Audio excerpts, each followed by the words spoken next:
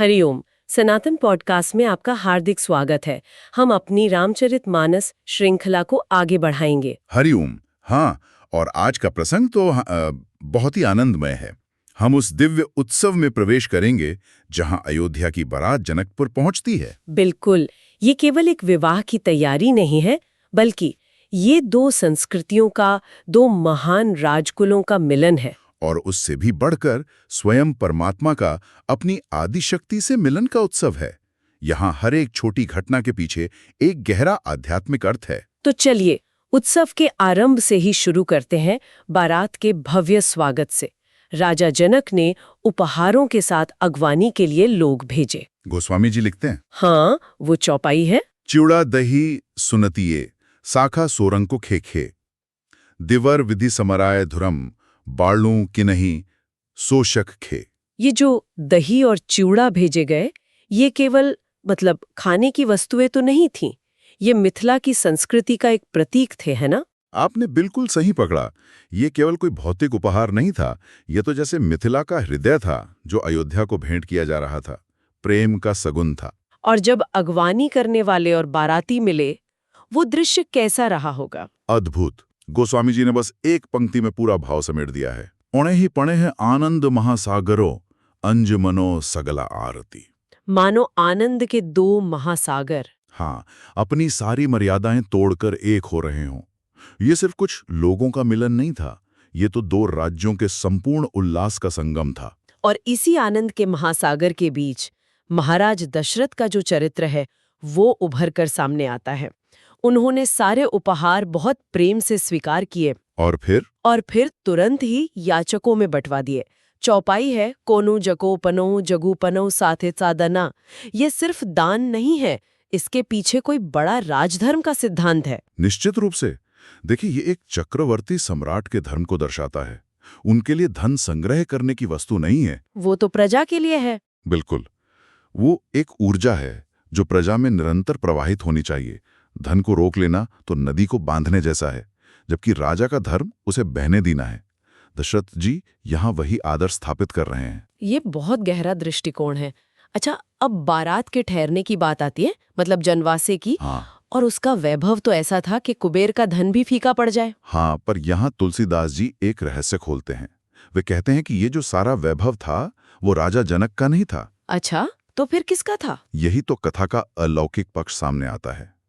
गोस्वामी जी लिखते हैं, खोजे से यसुरा पुर्रा, पूरे रचे सब नीला का, महिमा सीताई अमलिया था। मतलब ये कि ये सब स्वयं सीता जी की महिमा थी। ये आदि शक्ति का उत्सव है।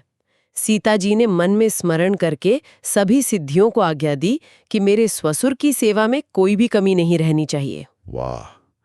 तो मतलब बारातियों को लग रहा था कि वे राजा जनक के अतिथि हैं, पर वास्तव में वे स्वयं जगत जननी सीता जी के अतिथि थे। और श्री राम तो ये जानते ही होंगे, है ना? अवश्य। वो तो मन ही मन अपनी प्रिया की इस महिमा पर मुस्कुरा रहे होंगे। हाँ, ये उन दोनों के बीच का एक मौन संवाद है। तो एक तरफ ये अलौकिक स्वागत सत्कार चल रहा था, और दूसरी तरफ गोस्वामी जी हमें एक बहुत ही मानवीय, बहुत कोमल प्रसंग पर ले आते हैं। पिता पुत्र के मिलन पर। हाँ, एक पिता का अपने पुत्रों से मिलने का वो इंतजार। जब श्री राम और लक्ष्मण जी को पिता के आने का समाचार मिला, तो उनके हृदय में आनंद समा नहीं रहा था। पर वो गुरु विश्वामित्र के संकोच के कारण कुछ कह नहीं पाए। यही तो श्री राम की मर्यादा का अद्भुत उदाहरण है। वे स्वयं भगवान हैं, पर मानवीय संबंधों की हर मर्यादा का पालन करते हैं। बिल्कुल। और विश्वामित्र जी तो अंतर्यामी हैं। वे उनके मन का भाव तुरंत समझ गए और दोनों भाइयों को बड़े स्नेह से लेकर स्वयं दशरथ जी के पास चले। और वो मिलन का क्षण, उसे शब्दों में कैसे बांधा जा सकता है? तुलसीदास जी लिखते हैं, जी। अभर मिलन कब घेवक्त अवानु, जी हाँ। अराज रूपक सुख प्राण मानु। जी। जैसे किसी मृतक शरीर में प्राण लौट आए हों। एक पिता के लिए पुत्र वियोग मृत्यु के समान ही तो है। दशरथ जी ने पुत्रों को हृदय से लगाकर उस सारे दुख को, सारी पीड़ा को जैसे मिटा दिया। इस एक पंक्ति में वात्सल्य रस का पूरा महासागर है। और इसके बाद चारों भाइयों का मिलन भी उतना ही प्रेमपूर्ण था। यह दृश्य हमें सिखाता है कि रामकथा चाहे कितनी भी दिव्य क्यों न हो, उसमें मानवीय भावनाओं की ऊष्मा हमेशा रहती है। उधर पूरे जनकपुर में उत्सव का माहौल है। लोग क्या कह रहे हैं ये भी बड़ा दिलचस्प है। कहते हैं, राम रामो सीता सरस्वती, नारी नारी सती सती। जी हाँ। तत्र सौवेरम शिवरः तच्छा मारुति रामो, तुम बरिछा वरो तुम बृछा वनो। वे कह रहे हैं कि राम और सीता सुंदरता की सीमा है और दोनों राजा दशरथ और जनक पुण्य की सीमा है। यह नगरवासियों की सहज भक्ति है। वे इस जोड़ी को देखकर अभिभूत हैं। और नगर की स्त्रियां वो तो इससे भी आगे की कामना कर रही हैं। हाँ, वे चाहती हैं कि चारों भाइयों का विवाह जनकपुर में ही हो, ताकि उन्हें इन सुंदर मुखों के दर्शन रोज होते रहें। यह दिखाता है कि श्री राम का आकर्षण ऐसा था कि जो उन्हें एक बार देख लेता वो हमेशा के लिए उनका ही हो जाता था। और फिर विधाता ने उनकी सुन ही ली। विवाह का वह शुभ दिन आ ही गया। मंगलों का मूल लग्न का दिन, हेमंत ऋतु और अघन का सुहावना महीना। कहते हैं कि यह लग्न स्वयं ब्रह्मा जी ने शोध कर नारद जी के हाथों भेजा था। और देखिए कैसा दिव्य संयोग है। हाँ, जो गणना ब्रह्मलोक में हुई वही गणना जनकपुर के ज्योतिषियों ने भी की थी। उन्होंने बताया कि विवाह के लिए सर्वश्रेष्ठ मुहूर्त आ गया है, गोधूली वेला। गोधूली वेला, ये शब्द हम अक्सर सुनते हैं, पर इसका विशेष महत्व क्या है? इसे विवाह के लिए इतना पवित्र क्यों मानते हैं? बहुत अच्छा प्रश्न है। देखिए, गोधूली वेला यानी संध्या का वो समय जब जंगल से गायें घर लौटती हैं और उनके खुरों से धूल उड़ती है। बिल्कुल, ये समय दिन और रात का मिलन है। ये स्थिरता, शांति और घर वापसी का प्रतीक है। इसीलिए गृहस्थ जीवन जैसे पवित्र संस्कार के आरंभ के लिए इससे उत्तम और कोई मुहूर्त नहीं हो सकता। अद्भुत। तो मुहूर्त तय हो गया और बारात चलने की तैयारी होने लगी। और इस विवाह के साक्षी बनने के लिए सिर्फ धरती के लोग ही नहीं, पूरा देवलोक उमड़ पड़ा था। आप रेंजल केश और खेबीबी मूलचखोरे, आप रेंजल काइनो, आप रेंजल मामा। ऐसा लगता है जैसे आजकल के डेस्टिनेशन वेडिंग्स की प्रेरणा यहीं से ली गई हो। यहाँ तो देवता भी दूसरे लोकों से विमान बुक करके आ रहे थे। आपकी तुलना रोचक है, पर जब देवताओं ने जनकपुर को देखा तो वे अपने लोकों का वैभव भूल गए। वे नगर की सुंदरता और रचना देखकर चकित थे। तब शिवजी ने उनके भ्रम को तोड़ा है ना? हाँ, और इस विवाह का वास्तविक महत्व समझाया। शिवजी ने कहा, तुम लोग आश्चर्य में मत पड़ो, विचार करो कि ये विवाह किसका है। किसका है? यह उन श्री राम और सीता का विवाह है, जिनका नाम लेने मात्र से संसार के सारे अमंगलों की जड़ कट जाती है। मतलब ये कोई साधारण विवाह नहीं, यह परब्रह्म का अपनी शक्ति से मिलन है। बिल्कुल, इस नगर का हर कण उसी दिव्यता से ओतप्रोत है। और इसी बीच दूल्हे के रूप में श्री राम का जो स्वरूप प्रकट हुआ, उसने तो सबकी चेतना ही हर ली। हाँ, गोस्वामी जी लिखते हैं, पुण्य अवध परिवेश अमाण शोभय वीश। जो आई गोरखी कुसमाकर। ऐसा लगता है मानो कामदेव ने स्वयं श्री राम के लिए यह श्रृंगार रचा हो। बिल्कुल, और इस रूप को देखकर देवताओं की प्रतिक्रियाएं देखने लायक थीं। शिव जी अपनी समाधि भूलकर प्रेम में मग्न हो गए, विष्णु जी लक्ष्मी जी सहित मोहित हो गए, और ब्रह्मा जी को तो अफसोस होने लगा कि उनके केवल 8 ही नेत्र क्यों हैं। हाँ, और होते तो जी भरकर इस रूप को निहारते। पर सबसे दिलचस्प प्रतिक्रिया तो देवराज इंद्र की थी। वो गौतम ऋषि के श्राप को, जिसके कारण उन्हें 1000 नेत्र मिले थे, उसे आज एक वरदान मान रहे थे। ये तो बड़ी विरोधाभासी बात है। एक श्राप वरदान कैसे बन गया? यही तो भक्ति मार्ग का रहस्य है। जो घटना कल तक अपमान और पीड़ा का कारण थी, आज वही भगवत दर्शन का सबसे बड़ा साधन बन गई। ये हमें सिखाता है कि भगवान की कृपा हमारे जीवन की सबसे नकारात्मक घटनाओं को भी सार्थक बना सकती है। वाह, क्या दृष्टिकोण है।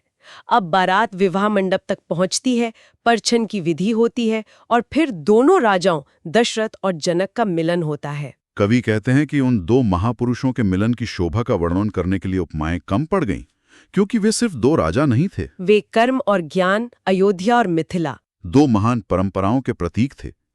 उनका मिलन एक ऐतिहासिक घटना थी। और फिर उस मंडप में प्रवेश होता है साक्षात सौंदर्य और करुणा की मूर्ति सीता जी का। कैफिल की निज्जत से उनके सौंदर्य के बारे में गोस्वामी जी बस इतना कहते हैं कि बुद्धि छोटी है और मनोहरता बहुत बड़ी है। वर्णन संभव ही नहीं है।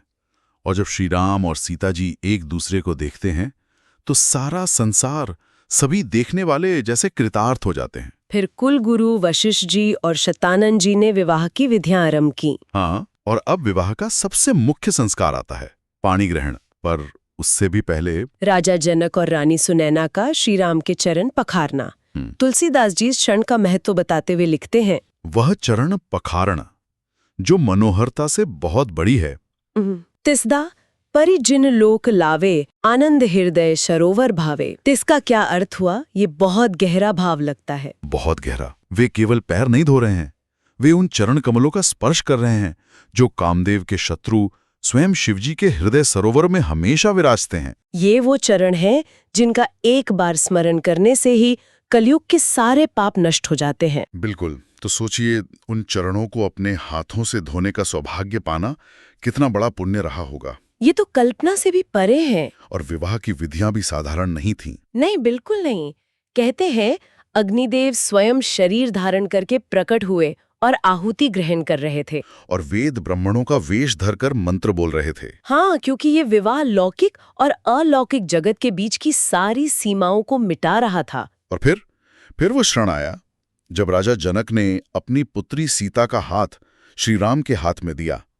पाणी ग्रहण संस्कार। इस संस्कार का प्रतीकात्मक अर्थ क्या है? ये केवल हाथ पकड़ना तो नहीं है। बिल्कुल नहीं। पाणी ग्रहण का अर्थ है जिम्मेदारी को ग्रहण करना। ये प्रकृति का पुरुष से, शक्ति का शिव से और एक भक्त का भगवान से मिलन है। मतलब उस एक क्षण में श्री राम ने केवल सीता का ही नहीं बल्कि संपूर्ण सृष्टि के कल्याण का दायित्व अपने हाथों में लिया। आपने बिल्कुल सही समझा। और ये दृश्य देखकर तीनों लोकों में जय जयकार होने लगी और देवताओं ने आकाश से पुष्प वर्षा की। इस तरह ये दिव्य विवाह संपन्न हुआ। एक ऐसा विवाह जो न केवल दो व्यक्तियों या दो परिवारों का मिलन था, बल्कि ये धर्म की स्थापना और सृष्टि के कल्याण का आधार बना। इस विवाह का हर एक क्षण, हर एक रीति हमें मर्यादा, भक्ति और धर्म का एक गहरा संदेश देती है। आज की चर्चा ये सोचने पर मजबूर करती है कि इस विवाह में हर चीज, वैभव, भावना, मुहूर्त, सब कुछ दिव्य था। क्या इसका अर्थ ये है कि जब हमारे जीवन के कर्म भी धर्म और मर्यादा के रास्ते पर चलते हैं तो उन्हें सफल बनाने के लिए पूरी सृष्टि और दिव्यता स्वयं ही संयोग बना देती है? यह एक बहुत ही सुंदर और विचारणीय प्रश्न है जिसे हर श्रोता को अपने मन में लेकर जाना चाहिए। तो हमें आशा है कि आपको हमारी आज की चर्चा पसंद आई होगी। सनातन धर्म से संबंधित ऐसी ही और चर्चाओं के लिए हमारे चैनल को अवश्य सदस्यता लें। धन्यवाद। जय श्री राम।